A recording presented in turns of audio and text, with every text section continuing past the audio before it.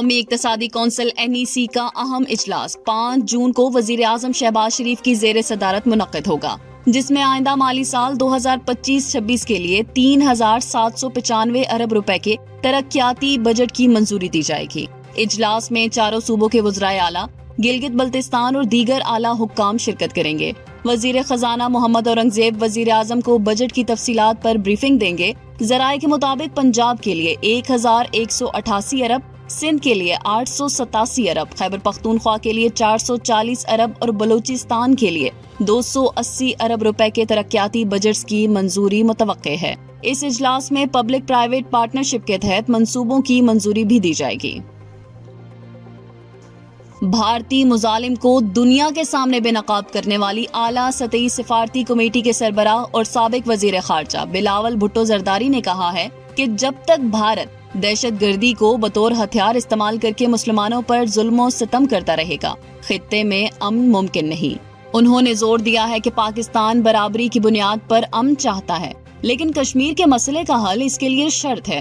وزیر اعظم کی ہدایت پر بنائی گئی اس سفارتی کمیٹی کا وفد new York, Washington DC، London اور برسلز کے اہم دوروں پر روانہ ہو چکا ہے۔ ان دوروں کا مقصد حالیہ بھارتی جارحیت کے تناظر میں پاکستان کا موقف عالمی برادری تک مؤثر انداز میں پہنچانا ہے۔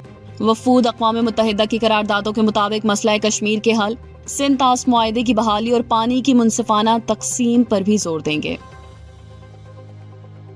کراچی میں پیر کے روز ایک ہی دن کے دوران 5 مرتبہ زلزلے کے جھٹکے محسوس کیے گئے، جس سے شہری شدید خوف اور پریشانی کا شکار ہو گئے۔ تازہ ترین جھٹکے رات 8:49 پر محسوس کیے گئے، جن کی شدت ریکٹر سکیل پر 3.0 ریکارڈ کی گئی۔ زلزلے کا مرکز DHA کے مشرق میں 30 کلومیٹر دور اور گہرائی 13 کلومیٹر زیر زمین تھی۔ لانڈی، کورنگی، ملیر اور دیگر علاقوں کے رہائشی گھبراہٹ میں گھروں سے باہر نکل آئے اور کلمہ طیبہ کا ورد کرتے رہے۔ واضح رہے کہ گزشتہ شام سے شروع ہونے والے اس سلسلے میں سب سے زیادہ شدت کا جھٹکا 3.2 ریکارڈ کیا گیا ہے۔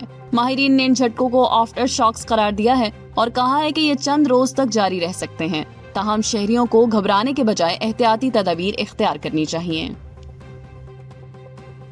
پاکستان اور چین نے بھارت کے یک طرفہ اور جارحانہ اقدامات کو خطے کے امن و استحکام کے لیے خطرہ قرار دیتے ہوئے پرامن طریقے سے تنازعات کے حل، اقوام متحدہ کے منشور کے اصولوں کی پاسداری اور بین الاقوامی قوانین کے احترام کے لیے اپنے عزم کا اعادہ کیا ہے۔ اقوام متحدہ میں چین کے مستقل مندوب فوکانگ نے پاکستانی پارلیمانی وفد سے ملاقات کی، جس کی قیادت پاکستان پیپلز پارٹی کے چیئرمین اور سابق وزیر خارجہ بلاول بھٹو زرداری کر رہے تھے۔ ملاقات کے دوران جنوبی ایشیا کی موجودہ سیکیورٹی صورتحال، بالخصوص بھارت کی حالیہ جارحیت کے بعد کے حالات پر تفصیلی تبادلہ خیال کیا گیا۔ بلاول بھٹو زرداری نے پہلگام حملے کے بعد بھارت کے الزامات اور پاکستان کی ذمہ دارانہ رد عمل پر روشنی ڈالی اور بھارت کی جانب سے آزاد و شفاف تحقیقات کی پیشکش کو مسترد کرنے پر افسوس کا اظہار کیا۔ انہوں نے چین کی مسلسل حمایت پر پاکستانی عوام کی جانب سے شکریہ بھی ادا کیا۔ وفاقی حکومت نے کے الیکٹرک کے ٹیرف کے خلاف نیپرا میں نظرثانی اپیل دائر کر دی ہے۔ اپیل میں موقف اختیار کیا گیا ہے کہ الیکٹرک کو نیشنل گرڈ سے بجلی لینے کے باوجود دیگر کمپنیوں کی نسبت زیادہ ٹیرف دیا جا رہا ہے، جس کے باعث اگلے 2 سال میں وفاقی خزانے پر 59 ارب روپے کا بوجھ پڑے گا۔ وزارت توانائی نے کے الیکٹرک کو ریکوری لاسز کی بد میں ٹیرف میں اضافے پر بھی تحفظات کا اظہار کیا ہے اور کہا ہے کہ اس فیصلے سے 7 سال میں صارفین پر 200 ارب روپے کا اضافی بوجھ پڑے گا۔ وزارت نے نشاندہی کی ہے کہ نیپرا نے نقصانات کی حد کے الیکٹرک کی طلب سے زیادہ 13.90% مقرر کی ہے، جو ناانصافی کے مترادف ہے۔ مزید کہا گیا ہے کہ لا اینڈ آرڈر کے نام پر 2% اضافی مارجن اور ڈالرز میں 12% ریٹرن آن ایکٹیویٹی کا فیصلہ بھی غیر معمولی ہے، جس سے 37 ارب روپے کا اضافی بوجھ پڑے گا۔ وفاقی حکومت نے نیپرا سے درخواست کی ہے کہ تمام بجلی فراہم کرنے والی کمپنیوں سے یکساں سلوک کیا جائے تاکہ صارفین پر ناجائز بوجھ نہ ڈالا جائے۔